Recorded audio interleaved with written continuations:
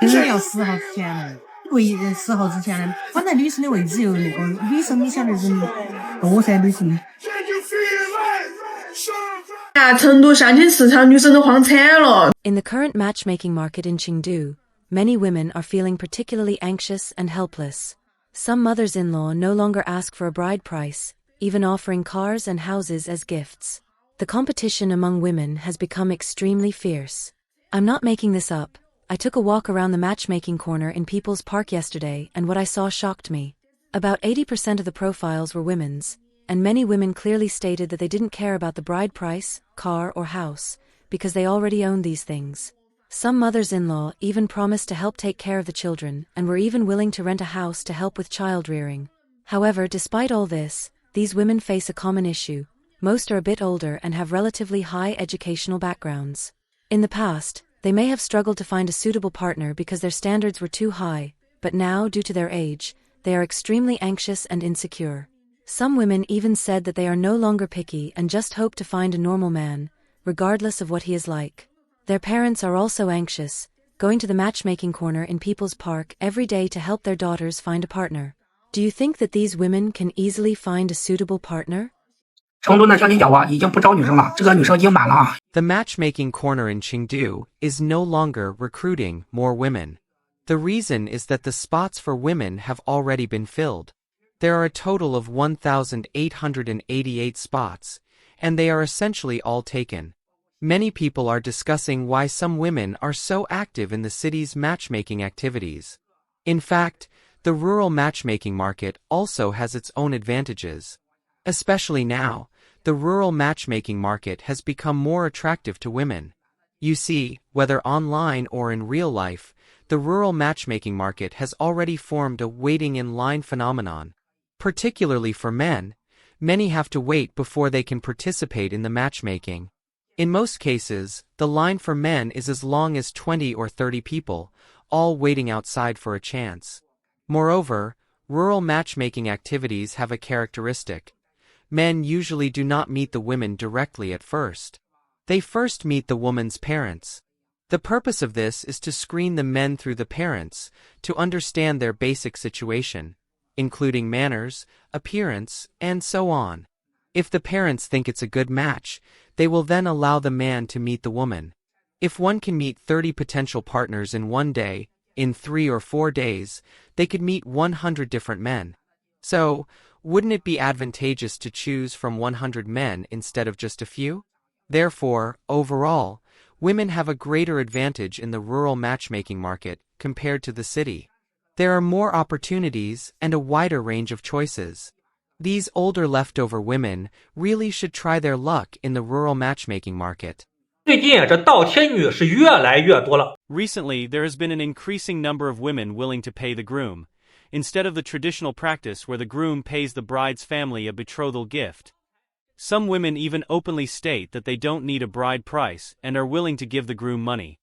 For example, a 35-year-old leftover woman openly stated that she does not want a bride price and is even willing to offer 50,000 yuan to the groom. She owns her own house and car, holds a master's degree, and stands at 1.58 meters tall. Although she is older, her attitude and statements are quite representative. She has started choosing to pay for marriage, and many other older women are following her lead. Why has this phenomenon emerged? There are two main reasons behind it. First, there is a severe gender imbalance in real life. For example, in Tianjin's matchmaking circles, the male-to-female ratio has reached 1:9, meaning that men are in short supply. Additionally, a large-scale matchmaking event held in Hangzhou attracted 1,000 women, but not a single man showed up. This situation happened because, especially after the collapse of the simp economy, men have suddenly become aware of the increasing power women have in choosing their partners, which has led to a decrease in male enthusiasm for such events. Simply put, men are no longer as eager to participate in matchmaking activities, and male resources in these events have become extremely scarce. Second, women face severe fertility issues. This is particularly true for older women, for whom the risks of childbirth are extremely high. A while ago, a woman in her late 30s, after giving birth to twins, unfortunately passed away due to complications from childbirth. Even today, despite advanced medical conditions, childbirth still carries a deadly risk. For older women, the risks during childbirth cannot be ignored. According to modern medical judgment, having children after the age of 40 is nearly no longer guaranteed to be safe. Even if some women in their 40s choose to have children, they face very high life risks. In the event of complications, they may lose their lives, which is the real dilemma facing older women. Many older women, now nearing 40, must face the double pressure of marriage and childbirth. If they choose to remain unmarried, they might face the risk of not being able to have children in the future, or even lose their lives. On the other hand, if they choose to get married quickly, they can have children and avoid the chance of missing their opportunity due to aging. So they face two choices. One is to persist in staying unmarried, which might result in sacrificing their lives for childbirth later. The other is to marry quickly, regardless of the cost, in order to have children and prevent future regrets.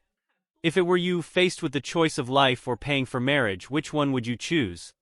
I believe any rational person would choose the second option. Even if it means paying money, they would marry quickly and have children to avoid regret later.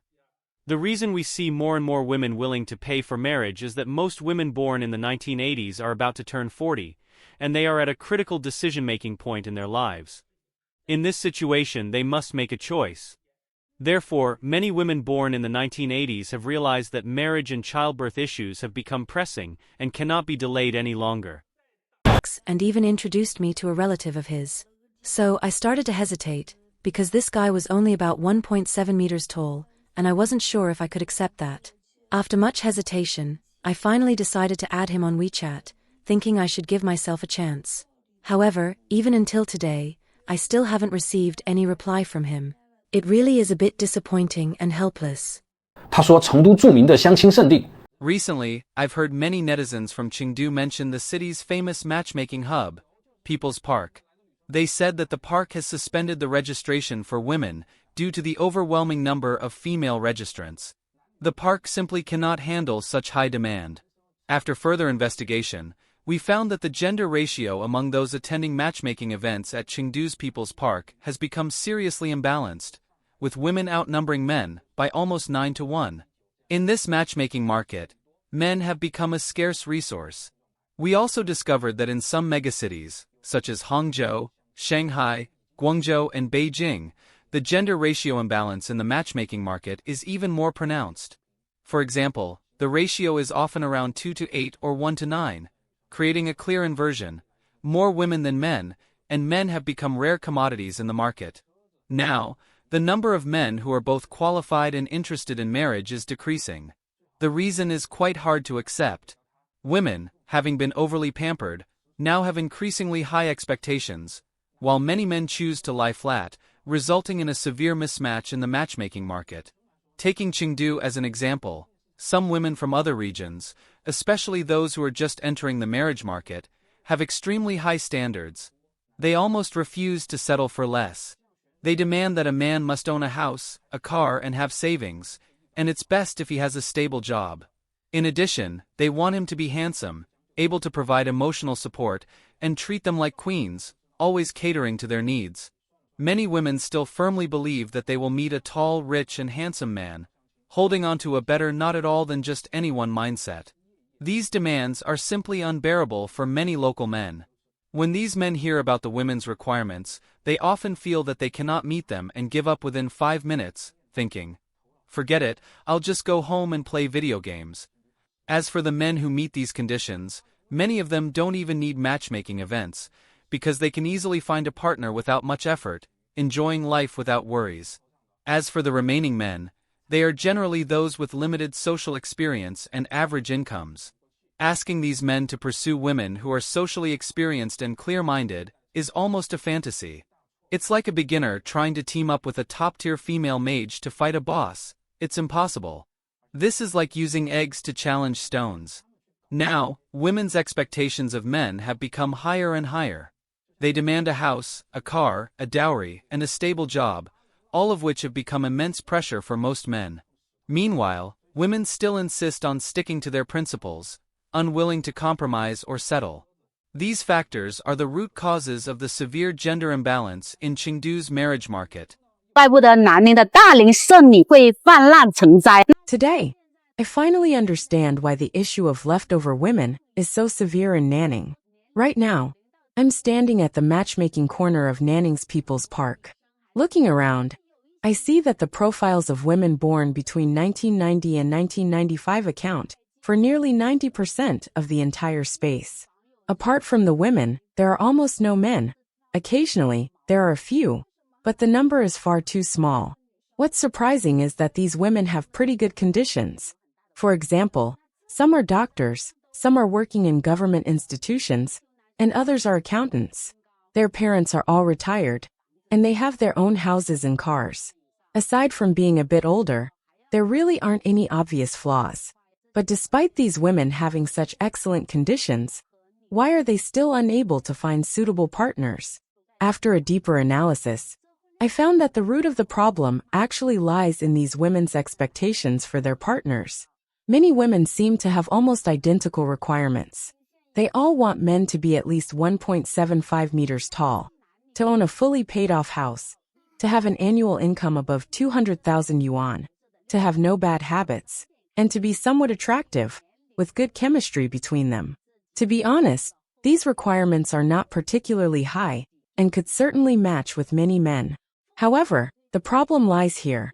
There are very few men in the matchmaking market who meet all these criteria.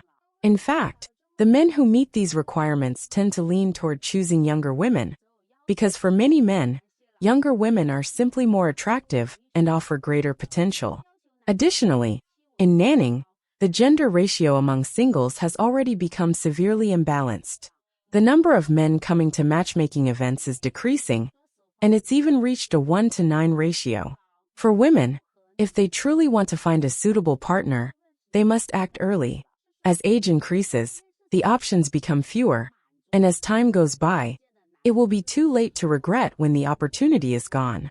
Now, Nanning's matchmaking market has formed a vicious cycle, leading to the growing problem of leftover women.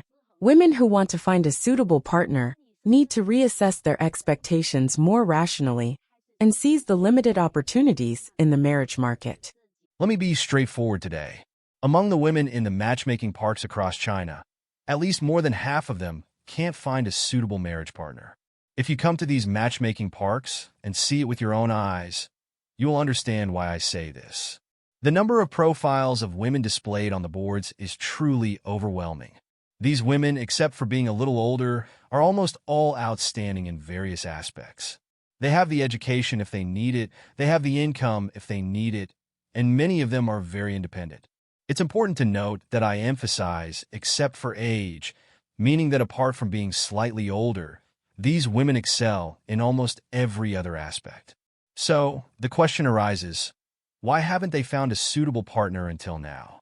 In fact, the root of the problem lies in the fact that most of these women are looking for a man with similar qualifications to their own. Their standards for a partner are often very high, requiring the man's income, job, and even age to match theirs, almost like they are looking for someone identical to themselves.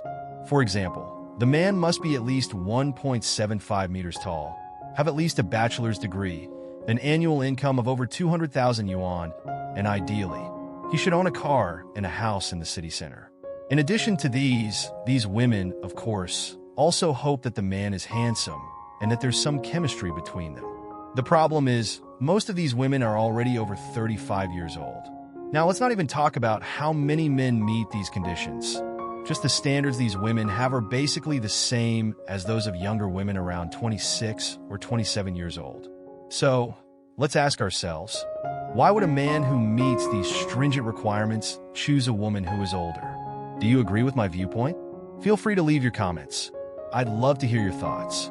If you like this video, please like and subscribe to our channel. Your support means a lot to us, and we will continue providing better content. Thanks again for watching, and see you next time.